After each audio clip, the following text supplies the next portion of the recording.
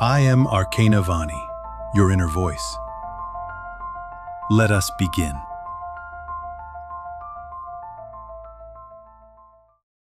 You used to care about something, even if you can't name it now. There was a version of you who looked forward to things. A song, a dream, a person, a plan. But lately, nothing reaches you. This video is for the one who feels disconnected from their own life, who goes through the motions with a quiet ache they can't explain. Not sad enough to break down, not fine enough to rise, just flat. This is for when the spark is gone, and no one around you seems to notice. Or worse, they tell you to get motivated, think positive, or snap out of it. But this isn't laziness. It's not failure. It's not a mindset problem. It's your body telling the truth your mind can't explain. You've stopped feeling excited because your system got tired of false starts, because your hope got worn thin, because the world kept demanding energy you no longer had to give. And so, without permission, you went dim. Not because you're broken, but because your nervous system decided it's safer not to feel. That's what we're going to shift today. Not with hype, not with hacks, but with a return to something real, something quiet, something you forgot how to listen for. This isn't a motivational talk. It's an invitation to come back into your body, to notice the moment you're in, to relearn what it feels like to be alive, not just functional. By the end of this transmission, you'll have a daily practice to help you feel again. Not all at once, not forever, but now. And now is the only place aliveness lives. Coming up next, we'll name what's actually underneath this numbness and why your mind shut the lights off in the first place. Once you understand why the spark faded, you'll stop thinking it's gone for good. The absence of excitement is not a flaw in your personality. It's a flag your nervous system raised when you weren't watching. Because excitement doesn't just vanish. It shuts down when it's no longer safe to feel it. At some point, maybe recently, maybe years ago, you learned that hope came with a cost. You learned that anticipation leads to letdown. You learned that desire creates pressure, that aliveness invites responsibility, that joy doesn't stay. And slowly, your systems started protecting you. You stopped getting your hopes up. You stopped looking forward to things. You stopped dreaming. Not because you didn't want to, but because you couldn't afford to anymore. This is the survival logic of a system that's been overpromised and undernourished too many times. It says, don't get excited. That way you can't get hurt. It says, don't rise. That way you won't fall. It says, stay low, stay numb, stay safe. And it works. You stop feeling disappointment. But you also stop feeling everything else. The joy, the pull, the spark. Emotional shutdown isn't dramatic. It's quiet. You wake up and the colors feel muted. Food tastes dull. Music doesn't move you.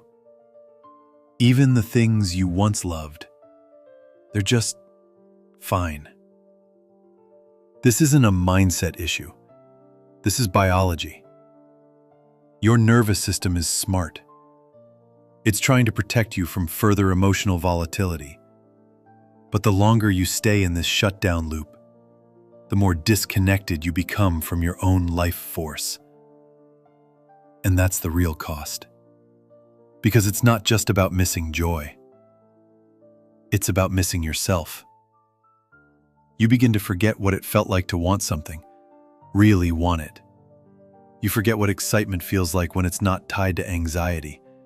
You forget what energy feels like when it comes from within, not caffeine, deadlines, or validation. So here's the shift.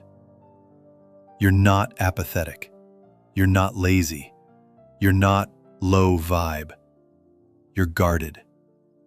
Your body has been whispering, "Not yet. I'm not ready." But now, maybe for the first time in a long time, you're willing to listen. That's what this moment is. Not a demand to force excitement, but a quiet decision to make space for it again. And that space begins with one small physical act, something that doesn't rely on thought, belief, or motivation. What we're about to do is not about cheering you up. It's about gently inviting your spark back online, without pressure, without fear. And now, it's time to begin. What I show you next is a daily ritual that speaks to your body in a language it still remembers. Touch, breath, warmth, movement, nothing complicated, nothing loud, just one clear invitation. Come back. It's safe now. Keep watching. Your solution begins next. You don't get your spark back by thinking harder. You don't reclaim excitement by forcing joy. You return to aliveness by making one simple decision: to speak to your body in its native language. So here's what you'll do. Just once a day, no matter your mood, no matter your schedule, you'll step away for 90 seconds. No phone, no distraction, no input. Stand or sit in silence. Place one hand on your chest and one on your belly, not softly, firmly, so you can feel your own presence. Close your eyes. Let your jaw unclench. Drop your shoulders. Breathe in through your nose for a slow count of 4. Hold for 2. Then exhale softly through your mouth for 6. Do this 3 times, and then speak 3 words aloud. I am here. Say it like you mean it. Say it like you've been missing from your own life. Say it like you're showing up for the first time in weeks, months, years. Not, I'm ready. Not, I feel good. Just, I am here. And if your body doesn't respond, if it still feels dull, cold, unreachable, that's okay. This isn't about instant change. This is about reintroducing presence to a system that's been running on autopilot. It's about showing up with your breath, your hands, your voice, and reminding yourself that you exist beyond your to-do list. If tears come, let them. If nothing comes, let that be enough too. You are not performing. You are not trying to manifest joy. You are signaling to your nervous system, I'm safe now. I'm allowed to feel. Repeat this every morning, or every time the numbness creeps in. Not as a fix, but as a rhythm, a sacred interruption. Because the truth is, you don't need to find your spark. It's not lost.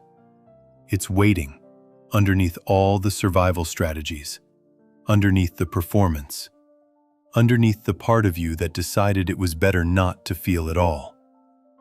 This ritual is the turning key, and like all real rituals, its power is in the repetition, not the intensity. You are not reigniting fire. You are clearing the ash. You are not demanding joy. You are creating the conditions for it to return on its own terms.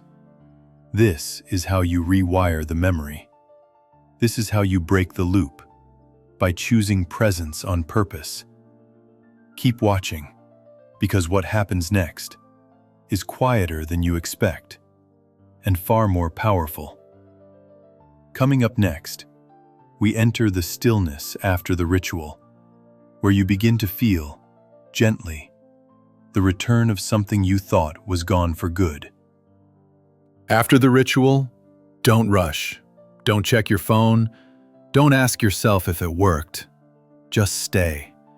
Let the silence linger. Let your breath settle without control. This is where presence lives, not in the action, but in the pause that follows. It's subtle. It might feel like nothing, but nothing is where it begins. In the stillness, your awareness slowly returns, not as clarity, not as vision, as sensation. You might feel a tingling in your chest, or a soft warmth in your hands, or just the fact that you can feel it all, your feet against the ground, your breath in your ribs, your voice echoing in your own ears. This is presence. It's not loud. It doesn't arrive like lightning. It arrives like remembering. And for the first time in a long time, you're not trying to be positive. You're just being. There is no goal in this space, no pressure to feel better, no demand to be excited, only the noticing. I'm here, and I can feel this. You are not broken because you don't feel constant joy. You are not behind because your spark hasn't roared back overnight. You are returning to the body, and it moves slower than the mind. This is where excitement is born, not in ambition, not in outcome, but in presence. The first flicker won't feel like fireworks. It will feel like breath, like stillness that isn't empty, like a whisper, I'm safe enough to feel again. Let that be your compass now. The ritual is the key, but this moment, this stillness, it's the door, and you don't have to push it open. You just have to stop leaving. This awareness isn't something you gain. It's what remains when the noise quiets. And the more often you return here, the more you remember who you were before the forgetting. Coming up next, we bring it all together. You'll see what begins to shift when this becomes your rhythm, and what kind of future self begins to wake up inside the quiet. It won't be a dramatic shift. It'll come softly. One morning, you'll notice something you hadn't in a long time. A glint of light on the floor, the sound of birds outside, the taste of your coffee. And for just a moment, you'll feel something. Not fireworks, not euphoria, just aliveness. And that's when you'll know you've started to come back. The numbness didn't mean you were broken. It meant your body was waiting for safety. And now that you're meeting it each day, gently, consistently, your system is slowly saying yes again.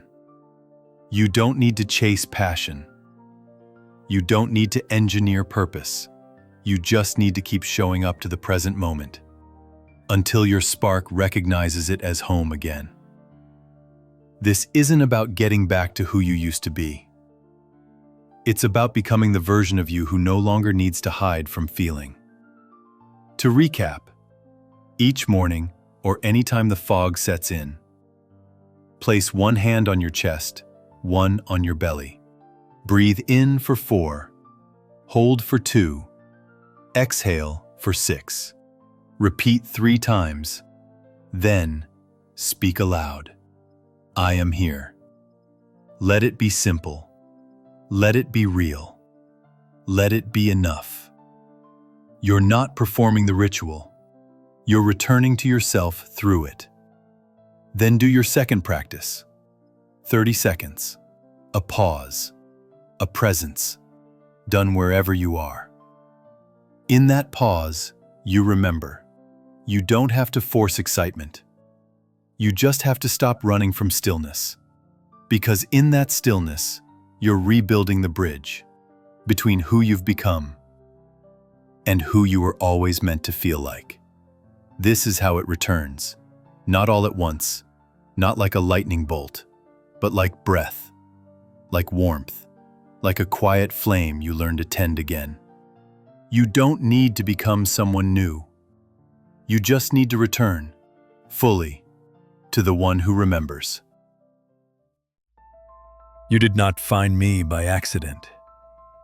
Just as in your dreams, where every face you meet is your own reflection, This meeting was always waiting to happen.